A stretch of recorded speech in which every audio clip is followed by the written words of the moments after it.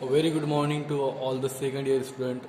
Today we are going to continue our next chapter, that is semi-solid dosage form. So हम सभी को पता है कि सेमी सॉलिड डोसेज फॉर्म कैसे होते हैं, मीन्स जिसकी स्टेट ऑफ मैटर ना लिक्विड हो ना सॉलिड हो, मीन्स लिक्विड एंड सॉलिड के जो बीच का जो स्टेट ऑफ मैटर होता है उसको हम बोलते हैं सेमी सॉलिड। तो हम ऐसे डोसेज फॉर्म के बारे में स्टडी करने जा रहे हैं आज जो सेमी सॉलिड होते हैं। ओके, तो semi solid dosage form mainly ज़्यादातर एक्सटर्नली अप्लाई किए जाते हैं, जैसे कि हम हमारे रोज़मर्रा की ज़िंदगी में उसको यूज़ करते हैं। ओके, स्किन्स पर अप्लाई करते हैं हम उसको, जिसको सेमी सॉलिड डोसेज फॉर्म को डर्मेटोलॉजिकल प्रिपरेशन भी हम कहते हैं, या डर्मेटोलॉजिक डोसेज फॉर्म भी हम उसको कहते हैं। Okay, so semi solid dosage form is also known as dermatological preparation, which are used to apply externally to the skin to achieve a topical effect. Okay, why we called dermatological preparations? Because they are designed to deliver drug into skin to achieve dermal effect, means they are used skin as a target organs. Okay, so we are called as dermatological preparations. Then dermatological preparations में और semi solid preparations में जो भी आपके आते हैं वो कौन कौन से, मीन्स जो भी एग्जांपल उसकी आती है वो कौन कौन से प्रिपरेशन होते हैं, वो ऑइंटमेंट्स होते हैं, क्रीम्स होते हैं, जेलीज होते हैं, पेस्टेस और सपोजिटरी भी सेमी सॉलिड डोसेज फॉर्म के अंदर इंक्लूड होती है। Okay, so in that first जो ऑइंटमेंट्स होता है, सो ऑइंटमेंट्स क्या होता है वो हमको पता होना चाहिए। सो ऑइंटमेंट एक सेमी सॉलिड प्रिपरेशन है, ओके, जो कि एक्सटर्नली अप्लाई किया जाता है स्किन्स पे और म्यूकस मेम्ब्रेन पे। ओके, जिसमें जो जिसमें जो एक्टिव मेडिकामेंट्स होती है वो मेडिकामेंट एक तो डिज़ोल्व होती है या फिर वो इमल्सिफाइड या फिर ऑइंटमेंट बेस के अंदर सस्पेंडेड होती है। ऑइंटमेंट बेस ये हमको पता होना चाहिए, जैसे हम कंटिन्यूअस फेज यूज़ करते हैं, सॉल्वेंट यूज़ करते हैं किसी या फिर व्हीकल यूज़ करते हैं किसी भी सॉलिड को डिज़ोल्व करने के लिए, उसको सस्पेंडेड करने के लिए, उसको डिस्पर्स करने के लिए, तो उसी तरह सेमी सॉलिड डोसेज फॉर्म के अंदर जो ऑइंटमेंट बेस जो होते हैं वो एज अ व्हीकल का काम करते हैं, एज अ सॉल्वेंट का काम करते हैं। ओके, ये आपको पता होना चाहिए। ओके, सो ऑइंटमेंट जो होते हैं मीन्स जो एक्टिव मेडिकामेंट्स होती है ऑइंटमेंट की, वो ऑइंटमेंट बेस के अंदर सस्पेंडेड होते हैं। ओके, मीन्स जो ऑइंटमेंट्स होते हैं हम उसको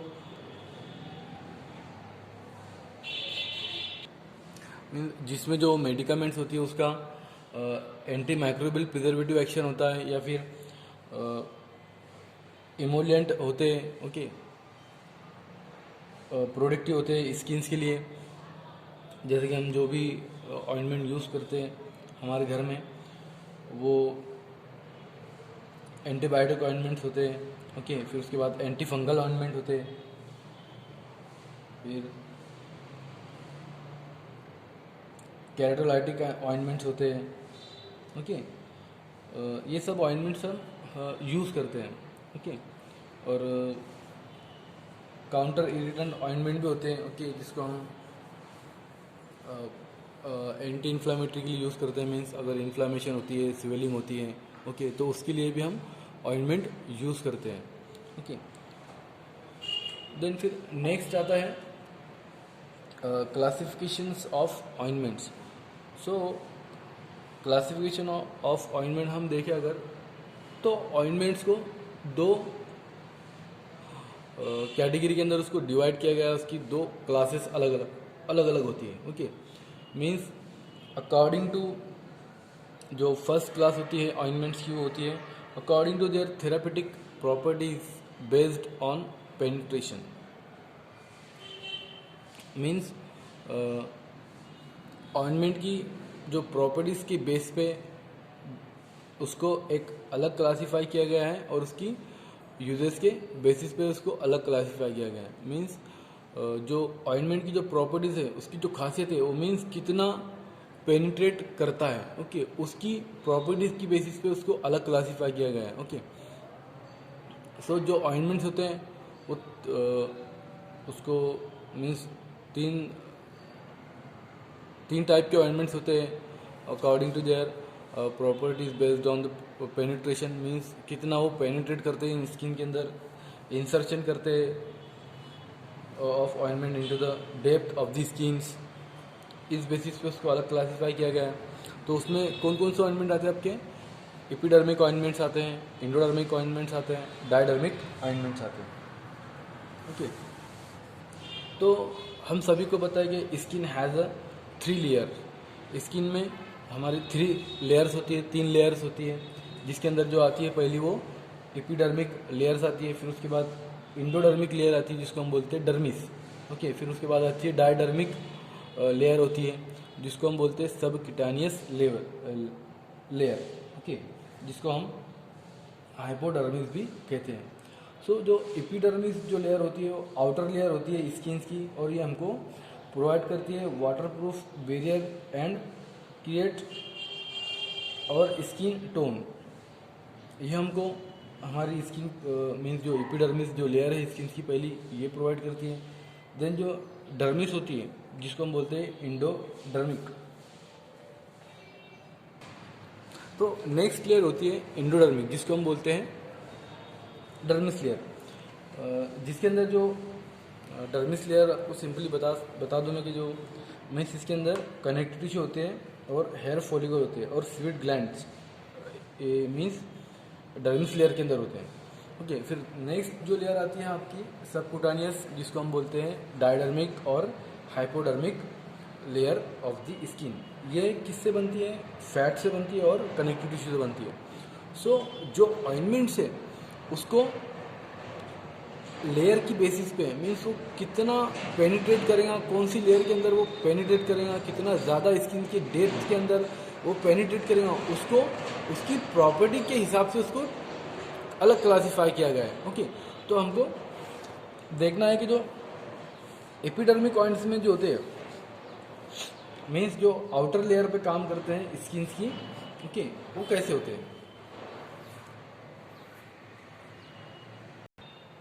सो एपिडर्मिक ऑइंटमेंट्स ऐसे ऑइंटमेंट होते हैं जो कि हम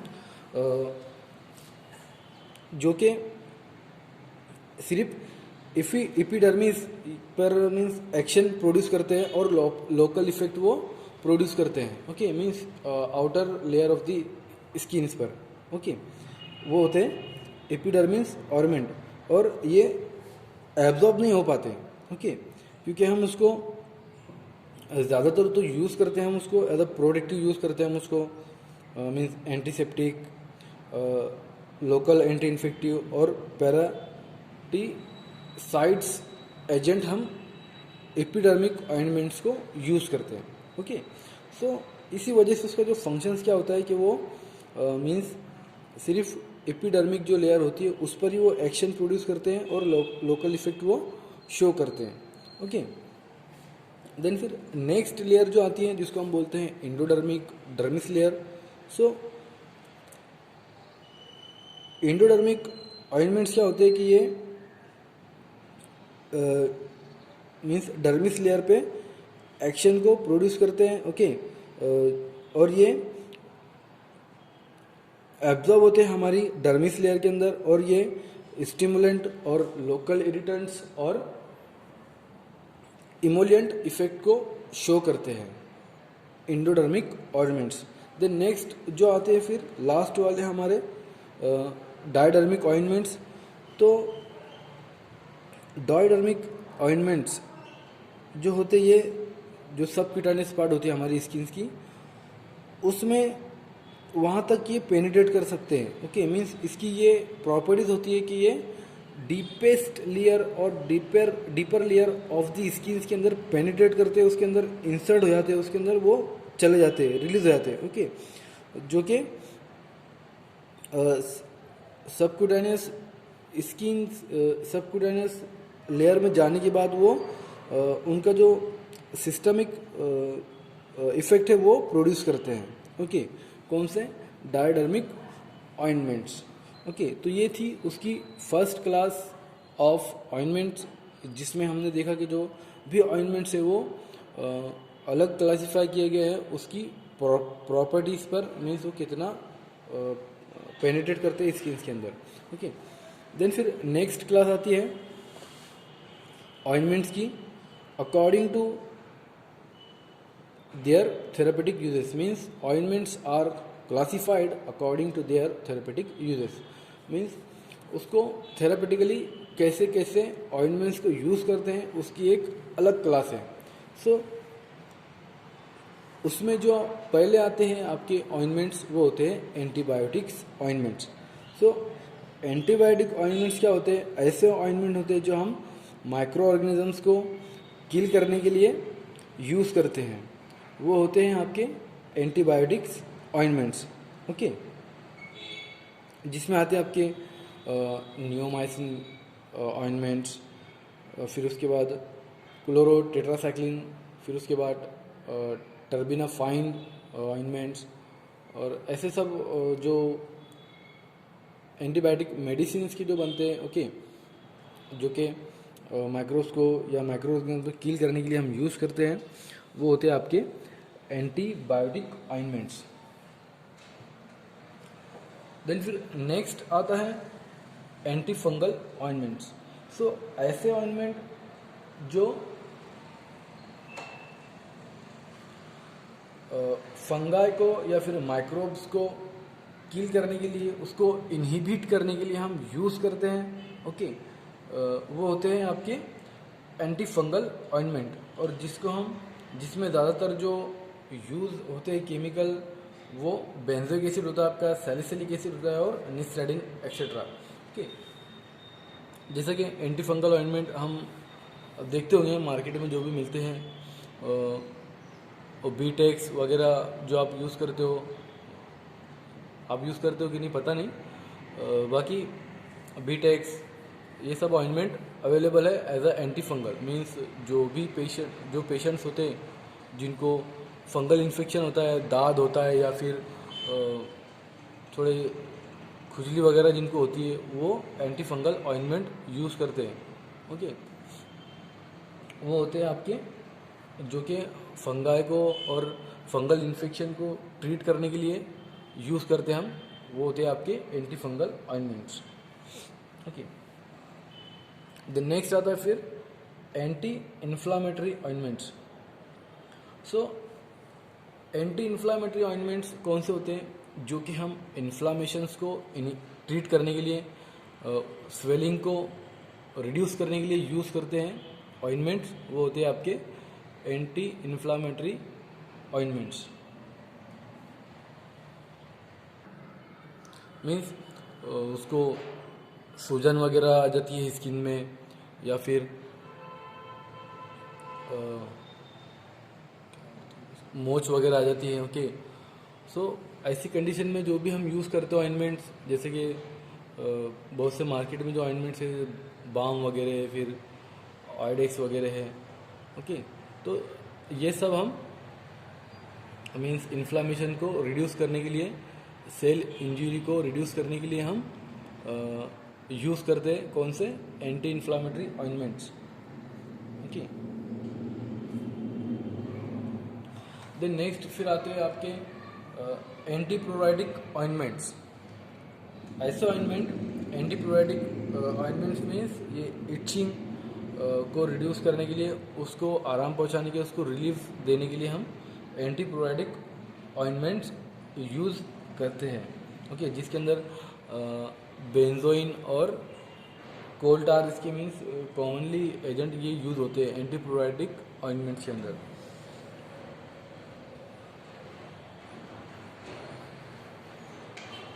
नेक्स्ट आते फिर आपके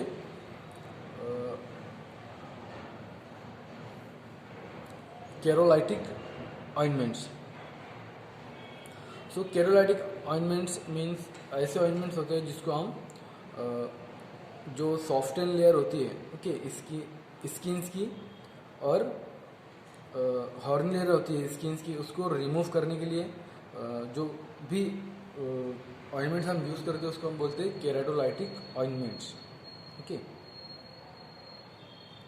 जिसके अंदर जो भी आपके केमिकल्स वो होते हैं कौन से केराटिन और रिडोक्सिनॉल और सैलिसिलिक एसिड एंड सल्फर होते हैं जो कि ख़राब स्किन्स को और सॉफ्ट स्किन्स को रिमूव करने के लिए हम यूज़ करते हैं ओके।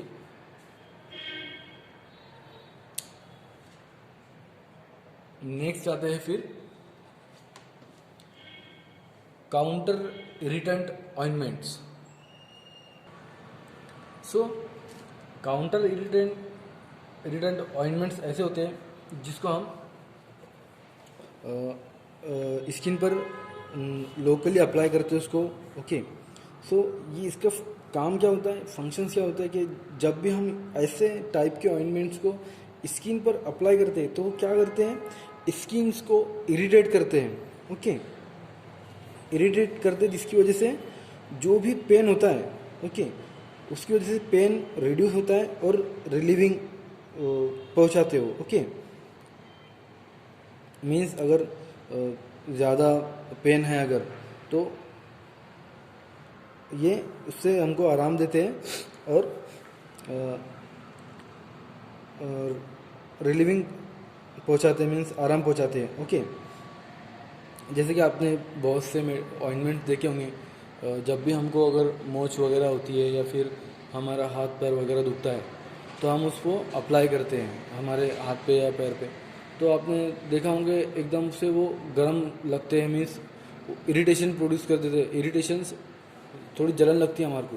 तो क्या होता है कि बाम का मीन्स ये मैकेनिज्म एक्शन है कि वो इरिटेशन प्रोड्यूस करता है ओके। मीन्स स्किन को इतना इरिटेट करता है कि हम उस पेन को भूल जाते हैं कि हमको वहाँ पर पेन हो रहा था ओके। तो ये उसका मीन्स ये होते हैं आपके काउंटर इरिटेंट ऑइंटमेंट्स जो कि स्किन को इरिटेट करते हैं ओके, जिसकी वजह से जो पेन होता है वो कम हो जाता है ओके। देन फिर नेक्स्ट आते हैं आपके ऑइंटमेंट। नेक्स्ट आते हैं फिर आपके dandruff ointment use for dandruff treatment okay. ऐसे ऑइंटमेंट जो डैंड्रफ को ट्रीट करने के लिए, उसको रिड्यूस करने के लिए हम यूज़ करते हैं ओके। तो आपने देखा होगा जो हिमालय कंपनी की जो भी ऑइंटमेंट्स होते हैं, एंटी डैंड्रफ ऑइंटमेंट्स और क्रीम्स होते हैं उसके, तो वो डैंड्रफ को ट्रीट करने के लिए ज़्यादातर यूज़ होते हैं और उनका बेस्ट एक्शंस होता है और उनका रिजल्ट भी अच्छा होता है। हिमालय के जो क्रीम्स और ऑइंटमेंट्स होते हैं एंटी डैंड्रफ। सो वो क्या होता है कि जब भी मीन्स हमारा जो स्कल्प होता है ओके, स्कल्प जिसको हम बोलते हैं, तो डैंड्रफ किस वजह से होता है कि उसके अंदर स्कल्प में अगर फंगल इन्फेक्शंस या बैक्टीरियल इन्फेक्शंस अगर होता है तो उसकी वजह से डैंड्रफ बढ़ जाता है। तो ये ऑइंटमेंट्स स्कल्प को नरिश करते हैं ओके, जिसकी वजह से जो स्कल्प होता है हमारा स्कल्प वो ठीक होने लगता है, मीन्स वो रिकवर होने लगता है, जिसकी वजह से जो स्किन से उसकी वो नहीं निकलती स्कल्प की ओके स्किन, तो डैंड्रफ भी कम होने लगता है ओके। सो ऐसे एंटी डैंड्रफ ऑइंटमेंट्स हम यूज़ करते हैं डैंड्रफ को ट्रीट करने के लिए, जिसमें आपके जो कॉमनली जो ड्रग्स यूज़ होते हैं उसमें डैंड्रफ ऑइंटमेंट के अंदर वो होते हैं सेट्रीमाइड और सैलिसिलिक एसिड और आइवरमेक्टिन, शायद ये भी यूज़ होता है ओके। कीटो स्काल्प ये भी यूज़ होता है उसके अंदर। फिर उसके बाद है क्लियर डैंड्रफ, कीटोकोनाजोल, ये सब डैंड्रफ ट्रीटमेंट ऑइंटमेंट्स के अंदर या क्रीम्स के अंदर यूज़ होते हैं केमिकल्स ओके। नेक्स्ट आते हैं फिर ointment for psoriasis treatments. Okay, so ऐसे ऑइंटमेंट्स जो सोरासिस मीन्स स्किन डिसऑर्डर होती है जिसको हम बोलते हैं सोरासिस, जिसके अंदर इन्फ्लामेशन हो जाता है, फंगल हो जाता है, हमारी जो स्किन से वो ख़राब होने लगती है। ओके, तो ऐसी कंडीशंस को हम बोलते हैं सोरासिस। सो उसको ट्रीट करने के लिए भी हम ऑइंटमेंट का यूज़ करते हैं। ओके, नेक्स्ट आता है फिर आपका पैरासाइटिसाइड ऑइंटमेंट्स। ओके, सो ये ऑइंटमेंट्स हम पैरासाइट्स जो होते हैं उसको, या फिर जो लाइस होते हैं, जुए होते हैं, टिक्स होती है, उसको डिस्ट्रॉय करने के लिए, उसको किल करने के लिए, उसको मारने के लिए हम इस ऑइंटमेंट का यूज़ करते हैं। ओके, सो ये ऑइंटमेंट्स क्या होते हैं कि अगर किसी के लाइस हो जाती है, किसी के सिर में जुए वगैरह हो जाती है, ओके, तो उसको पैराटिसिड ऑइंटमेंट्स का यूज़ करते हैं। ओके, सो ये ऑइंटमेंट्स क्या करते हैं कि जो भी लाइस होते हैं उसको इनहिबिट करते हैं। ओके, उनको डिस्ट्रॉय कर देते हैं और उनको जो इन्फेस्टेशन होता है उसको इनहिबिट करते हैं, जिसकी वजह से जो लाइस होते हैं वो किल हो जाते हैं, मर जाते हैं। ओके, तो इसमें जो एक्टिव मेडिकामेंट्स होती है पैराटिसाइड्स ऑइंटमेंट्स के अंदर, वो आपके हेक्साक्लोराइड होता है, बेंजिल बेंजोएट होता है, ओके, सल्फर एक्सेट्रा, और जो भी आपके एंटी लाइस ऑइंटमेंट जो होते हैं जो यूज़ करते हैं बहुत से लोग, ज़्यादातर वुमेन्स यूज़ करते हैं उसको। ओके, लाइस को ट्रीट करने के लिए। ओके, नेक्स्ट होता है फिर आपका लास्ट जो है वो protectant ointments. Means protectant ointments, नाम इसके इंडिकेट करता है कि ये प्रोटेक्ट करने के लिए हम यूज़ करते हैं। सो किसको प्रोटेक्ट करने के लिए यूज़ करेंगे? सो ज़्यादातर सर्दियों में और गर्मी में भी इसको यूज़ करते हैं प्रोटेक्टेंट ऑइंटमेंट्स को, जिसके अंदर जो उसका एक्टिव मेडिकामेंट्स होती है वो कैलामाइन ऑइंटमेंट्स, फिर जिंक ऑक्साइड, सिलिकॉन और टाइटेनियम डाइऑक्साइड होते हैं, जो कि स्किन्स को प्रोटेक्ट करते हैं मॉइस्चर से। ओके, सर्दियों में मॉइस्चर से उसको प्रोटेक्ट करते हैं, फिर एयर से उसको प्रोटेक्ट करते हैं, फिर सन रेज, जो धूप की जो किरणें होती है, ओके, जिससे स्किन्स पे रैशेस आने के चांसेस होते हैं। ओके, गर्मियों में देखते होंगे आप, अगर धूप में खड़े रहे तो स्किन धूप की वजह से रैशेज आ जाते हैं हमारी स्किन पे, तो ये ऑइंटमेंट्स उसको प्रोटेक्ट करने के लिए यूज़ करते हैं हम। ओके, जो कि मीन्स जैसे जो सोप होते हैं, सोप से भी किसी को एलर्जी हो जाती है, ओके, रिएक्शन हो जाता है उसका, तो उससे भी प्रोटेक्ट करने के लिए इसकी यूज़ करते हैं। फिर उसके बाद केमिकल्स का भी रिएक्शन हो जाता है बहुत सौ को केमिकल्स का। ओके, तो उसको उससे प्रोटेक्ट करने के लिए उसको भी प्रोटेक्ट करने के लिए हम प्रोटेक्टेंट ऑइंटमेंट्स का यूज़ करते हैं। ओके, देन नेक्स्ट पॉइंट आता है फिर आपका ऑइंटमेंट बेस। सो ऑइंटमेंट बेस क्या होता है कि ऑइंटमेंट बेस एक ऐसा सब्सटेंस होता है या फिर एक ऐसा पार्ट्स होता है हमारे ऑइंटमेंट्स का, जिसको हम as a vehicle of the medicament उसको हम सर्व करते हैं। मीन्स ऑइंटमेंट बेस क्या होता है? सिंपली ऑइंटमेंट बेस मेडिकामेंट्स को हम जिस भी सॉल्वेंट के अंदर या जिस भी सिस्टम के अंदर डिजॉल्व करते हैं या उसको सस्पेंडेड करते हैं, ओके, जिसको हम बोलते हैं व्हीकल। तो यहाँ पर जो हमारा व्हीकल है वो है ऑइंटमेंट बेसिस या बेस। ओके, मीन्स मेडिकामेंट को सस्पेंड करने के लिए जो भी हम व्हीकल यूज़ करेंगे वो हम बोलेंगे सेमी सॉलिड डोसेज फॉर्म के अंदर ऑइंटमेंट बेस, अगर सेमी सॉलिड हम अगर प्रिपेयर कर रहे हैं तो। ओके, देन फिर नेक्स्ट प्रॉपर्टीज आती है ऑइंटमेंट्स की,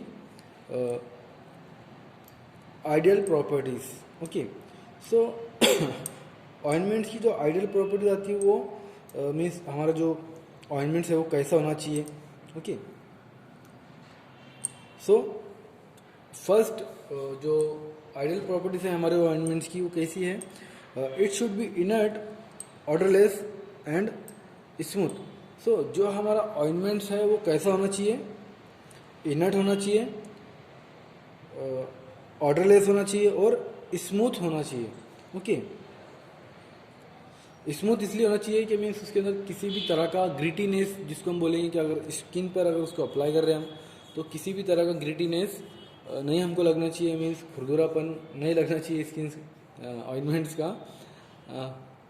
वो इजीली हमारी स्किन पे स्मूथली वो अप्लाई हो जाए। ओके, तो ये एक उसकी आइडियल प्रॉपर्टीज है। सेकंड प्रॉपर्टीज ये उसकी कि जो भी हमारा ऑइंटमेंट है वो फिजिकली एंड केमिकली स्टेबल होना चाहिए। Okay, means it should be physically and chemically stable. Okay, means chemically और फिजिकली वो स्टेबल होना चाहिए। मीन्स उसके अंदर किसी भी तरह का केमिकली चेंजेस नहीं होना चाहिए या फिर फिजिकली चेंजेस नहीं होना चाहिए। मीन्स फिजिकली उसके अंदर कलर चेंज नहीं होना चाहिए। क्या अगर उसको हमने एक स्टोरेज कंडीशंस पे अगर उसको रखा है तो किसी भी टाइप का फिजिकली या केमिकली उसके अंदर चेंजेस नहीं होना चाहिए। ओके, देन फिर नेक्स्ट प्रॉपर्टीज ये आती है उसकी कि जो भी हमारा ऑइंटमेंट्स है वो कंपेटिबल होना चाहिए स्किन के साथ with the incorporated medicaments. Okay, means जो भी उसमें मेडिकामेंट्स इनकॉर्पोरेट है, मिली हुई है, तो वो कंपेटिबल होना चाहिए। ओके,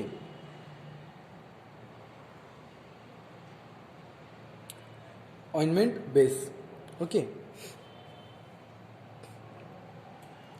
सो देन जो ऑइंटमेंट बेस है हमारा, उसका जो आइडियल प्रॉपर्टीज है वो कैसी होना चाहिए?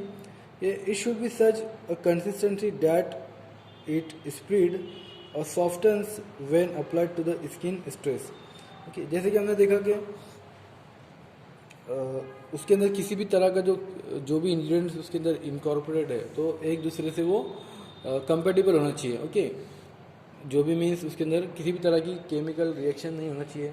अगर वो कंपेटिबल नहीं है तो क्या हुआ कि जो भी हमारे मेडिकामेंट्स उसके अंदर डिज़ोल्व है ऑइंटमेंट बेस के अंदर, मीन्स सस्पेंडेड है, तो अगर वो कंपेटिबल नहीं है, फिर डिज़ोल्व नहीं है या फिर सस्पेंडेड नहीं है, ओके, मिक्स नहीं है अच्छे से प्रॉपरली, सो उसके अंदर ग्रिटीनेस आ जाएगा। ओके, तो जब भी हम उसको अप्लाई करेंगे तो हमारे को थोड़ा वो मीन्स खुरदुरापन लगेगा, थोड़ा ऐसा हमारे को उसको अप्लाई करने में थोड़ी डिफ़िकल्ट होंगी। ओके, तो ये उसकी प्रॉपर्टीज़ है ऑइंटमेंट बेस की कि वो कंसिस्टेंट होना चाहिए, उसमें कंसिस्टेंट होना चाहिए जब भी हम उसको अप्लाई कर रहे हैं। ओके, तो किस वजह से हुआ कि ऑइंटमेंट बेस और जो भी मेडिकामेंट्स हैं वो अगर कंपेटिबल है तो एक दूसरे के साथ। ओके, फिर नेक्स्ट प्रॉपर्टीज ये आती है उसकी कि जो भी हमारा आइडियल ऑइंटमेंट है, मीन्स जो आइडियल प्रॉपर्टीज है ऑइंटमेंट बेस की, मीन्स उसने किसी भी तरह का स्किन पे इरिटेशन और सेंसिटाइजेशन प्रोड्यूस नहीं करना चाहिए स्किन पर। ओके, ये भी एक प्रॉपर्टीज होती है उसकी। अगर ऐसा रहा कि स्किन पर अगर वो इरिटेशन प्रोड्यूस कर रहा है मीन्स और सेंसिटाइजेशन प्रोड्यूस कर रहा है तो जो भी हमारा प्रिपरेशन है वो इतना मीन्स खास नहीं है। मीन्स वो क्या है, मीन्स ये सब उसकी ऑइंटमेंट बेस की आइडियल प्रॉपर्टीज होना चाहिए कि वो किसी भी मीन्स किसी भी टाइप का उसने इरिटेशन या फिर सेंसिटाइजेशन प्रोड्यूस नहीं करना चाहिए। ओके, क्योंकि अगर ऐसा हुआ तो फिर जो भी हम उसको थेरेपेटिकली एक्शंस के लिए उसको यूज़ कर रहे हैं उसकी जगह वो दूसरा कोई एक्शन शो कर रहा है हमको। ओके, तो वो हमारा ऑइंटमेंट्स जो भी है वो प्रॉपर नहीं है या फिर किसी भी टाइप का उसके अंदर रिएक्शन हो चुका है, हमारा ऑइंटमेंट्स खराब हो चुका है। ओके, सो यहाँ पे हमारा लेक्चर एंड होता है। ओके, नेक्स्ट हम देखेंगे classification of ointment basis in next lecture. Okay.